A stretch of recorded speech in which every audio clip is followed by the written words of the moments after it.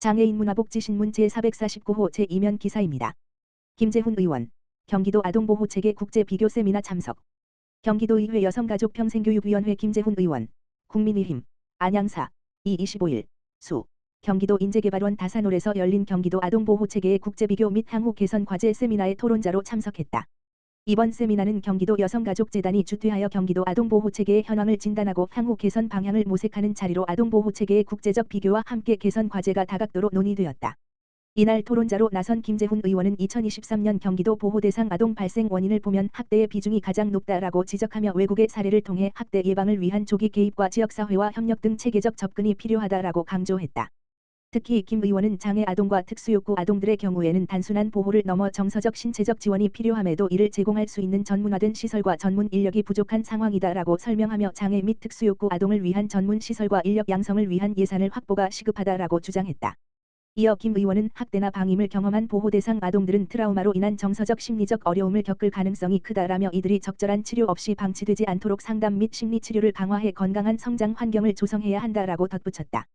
끝으로 김 의원은 아동보호체계 개선을 위해 현장에서 보호대상 아동의 안전과 복지를 책임지고 있는 아동보호 전담요원의 처우 개선의 필요성을 강조하며 토론을 마쳤다. 한편 김재훈 의원은 지난해 경기도 사회복지사 등의 처우 및 지위 향상에 관한 조례를 제정하는 등 사회복지 종사자들의 처우 개선을 위해 힘쓰고 있다. 경기도의회 황대호 위원장, 경기도 장애인체육회 가맹단체 회장단과 정담회 개최. 경기도의회 문화체육관광위원회 황대호 위원장, 더불어민주당, 수원 3. 지난 23일 경기도 장애인 종목단체장과의 정담회를 개최하고 경기도 장애인체육회 가맹단체 회장단 및 실무자와 지원 방안에 대해 논의하였다. 이번 경기도 장애인 종목단체장과의 정담회는 각 종목단체가 필요로 하는 지원 방안을 청취하고 경기도 장애인 전문체육 활성화 방안을 논의하기 위해 경기도 장애인체육회 가맹단체장 협의회의 요청으로 마련되었다. 황대호 위원장은 오늘 정담회는 경기도 장애인체육 발전을 위해 각 가맹단체에서 원하는 이야기를 듣고 이를 바탕으로 관련 지원책과 사업 준비를 위해서 마련되었다라며 회장님들과 실무자분들을 직접 모시고 진행하게 된 만큼 허심탄회하게 말씀해 주시면 좋겠다라고 정담회 추진 이유를 밝혔다. 이날 참석한 경기도 장애인체육회 가맹단체 회장단 및 실무자들은 37개 가맹단체 전일제, 8시간, 행정인력 지원 경기도 장애인체육회관 건립 경기도 내 장애인체육시설 확충 37개 전체 종목에 대한 전임 지도자 운영 지원 등의 지원 방안 마련을 주장했다. 황대호 위원장은 장애인체육은 단순히 체육활동을 넘어 자아실현을 위한 수단이며 장애인분들의 재활을 위한 기본복지이다라며 오늘 말해주신 여러 지원 방안들에 대해 경기도 체육진흥과 및 경기도 장애인체육회와 더 이야기를 나누고 이를 바탕으로 예산 수립 등을 고민하도록 하겠다고 이야기했다. 특히 이날 정담회를 마무리하며 경기도 장애인체육회 가맹단체 회장단 및 실무자 협의회에서 작성한 성명서 전달식이 진행되었다.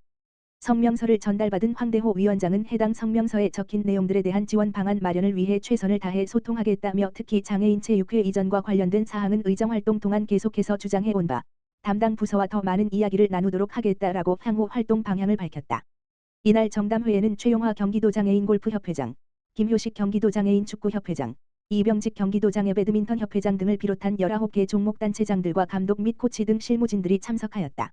이상일 용인특례시장, 읍면동지역사회보장협의체 위원 대상으로 특별강해. 이상일 용인특례시장은 27일 읍면동지역사회보장협의체 워크숍에 참석해 38개 읍면동지역사회보장협의체 위원 150여 명을 대상으로 스토리와 함께하는 미술의 변천과 장르에 관한 특강을 진행했다. 이상일 시장은 특강에 앞서 협의체 위원들에게 복지 현장 최일선에서 어려운 이웃에게 힘이 되어주고 복지 사각지대에 놓인 이들을 챙기는 위원 여러분들에게 감사와 존경의 마음을 전한다며 시에서도 내년도 재정 상황이 어렵지만 취약계층을 비롯해 장애인 어르신 청년 계층을 지원하고 임신 출산 지원, 교육 지원 등 시민 삶의 질을 향상시키는 정책을 펼쳐 나가겠다고 감사 인사와 함께 소감을 전했다. 이 시장은 이어 고정관념을 깨뜨린 르네상스 시대의 작품과 기존의 방식을 거부한 인상주의, 변기도 미술 작품이 될 수 있다는 다다이즘 등 고정관념을 탈피하고 파격을 거듭하며 발전해 온 미술의 변천 과정을 설명하며 복지에서도 관행적인 복지 정책에서 벗어나 세심한 관찰력과 상상력을 발휘해 새로운 시각으로 지역 공동체를 살펴보자고 강조했다. 이날 강의는 사진기보다 더 정밀한 그림을 그린 극사실주의가 인정받던 시대의 작품과 작가들에 대한 설명으로 시작됐다. 이상일 시장은 조각인지 그림인지 구분이 어려울 정도로 정교한 양판 에이크의 세례 요한과 성모자 성상화, 바렌트 반 데르메르의 벽감 앞에 걸린 포도송이 등 극사실주의 작품과 실제처럼 생생하게 모방해 속임수 그림이라고 불린 트롱프르유 기법을 소개하며 사실적으로 표현해야만 인정받던 시대를 설명했다. 이 시장은 최대한 사실적인 그림이 인정받던 시대가 있었고 현대에 이르러서는 이러한 사실주의에 기반하면서도 작가의 생각을 표출해 초현실주의도 넘나드는 이석주 작가의 사유적 공간과 같은 작품도 있다며 한국의 훌륭한 화가에 대해서도 소개했다. 이어 당시 사람들에게 충격을 안겨준 미켈란젤로의 최후의 심판을 보여주며 고정관념을 깨고 새로운 시대를 연 거장들을 소개했다. 이 시장은 미켈란젤로의 최후의 심판은 벽화 공개 직후 비난의 대상이 됐지만 지금은 최고의 작품으로 인정받고 있다며 작품 속에 숨겨진 이야기와 세세한 의미도 소개했다.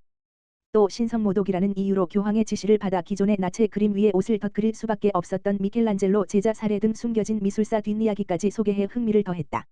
이 시장은 미켈란젤로와 더불어 르네상스 세 대거장 중 한 명인 레오나르도 다빈치의 작품인 모나리자에 적용된 스푸마토 기법과 해당 작품이 도난당했던 사건, 프랑스가 철저하게 이 작품을 관리하게 된 이유 등도 참가자들에게 소개했다. 또 이 시장은 통념을 뛰어넘는 발상으로 상품도 예술로 인정받은 예술가를 소개하며 상상력과 독창성에 대해 강조했다. 이 시장은 마르셀 듀샹은 모나리자 그림엽서에 검은 펜으로 코수염을 그려넣고 LH 깜짝이야 큐라고 쓴 작품을 내놓았고 남성용 소변기 제품에 알머트 1917분이란 사인을 하고서 이것은 샘이라는 작품이라고 주장해 사람들을 놀라게 했다며 듀샹의 새로운 발상의 통념을 바꾼 독창적 시도가 있었기에 상품도 예술작품으로 인정받게 됐다고 말했다. 또 뛰어난 예술품은 모방으로부터 시작될 수 있다는 것을 보여준 사례도 소개했다.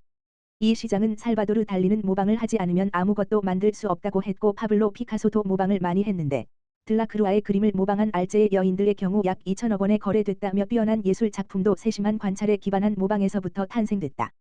이러한 작품이 모작에 그치지 않고 명화로 평가받을 수 있었던 이유는 자신만의 화풍을 더해 재창조됐기 때문이다고 설명했다. 강의에서 이 시장은 남다른 상상력으로 새로운 지평을 연 영국 낭만주의 화가 윌리엄 터너, 인상파 클로드 모네와 에두아르 마네, 프란시스코 고야, 추상미술 바실리 칸딘스키와 페트 몬드리안, 표현파의 선구자 에드바르트 뭉크 등의 여러 작품을 선보이며 발상의 전환과 도전의 중요성을 강조했다. 이 시장은 1년간 복지 현장에서 활동하며 우리 용인 특례시를 따뜻한 생활 공동체로 만들어주신 여러분에게 감사하다며 앞으로도 용인 특례시를 위해 현장에서 좋은 아이디어와 지혜를 보태주시기 바란다고 당부하며 특강을 마무리했다. 용인 서부 소방서, 청각장애인을 위한 시각경보 화재 경보기 무상보급 실시. 용인 서부 소방서, 서장 장재구는 10월 1일부터 용인시 청각장애인 거주 가정에 시각경보 기능이 내장된 화재 경보기를 무상 보급 신청을 받는다. 최근 화재 안전에 대한 관심이 높아짐에 따라 청각장애인을 위한 시각경보 기능이 내장된 화재 경보기를 배부해 화재 발생 시 청각장애인이 신속하게 대피할 수 있도록 돕기 위한 조치이다.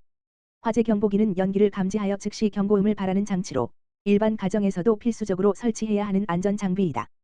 그러나 기존의 경보음은 청각장애인에게는 효과가 없기에 이번에 배부되는 기기는 시각경보 기능이 추가되어 있다.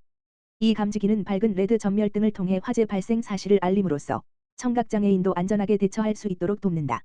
장재구 용인 서부 소방서장은 청각장애인을 포함한 모든 시민이 안전한 환경에서 생활할 수 있도록 다양한 지원책을 마련하고 있다며 이번 화재 경보기 배부를 통해 화재 발생 시 신속한 대처가 가능하길 바란다고 전했다. 설치 희망자는 10월 말까지 용인 서부 소방서 화재 예방과 지역번호 031-6190-3313로 문의하면 된다.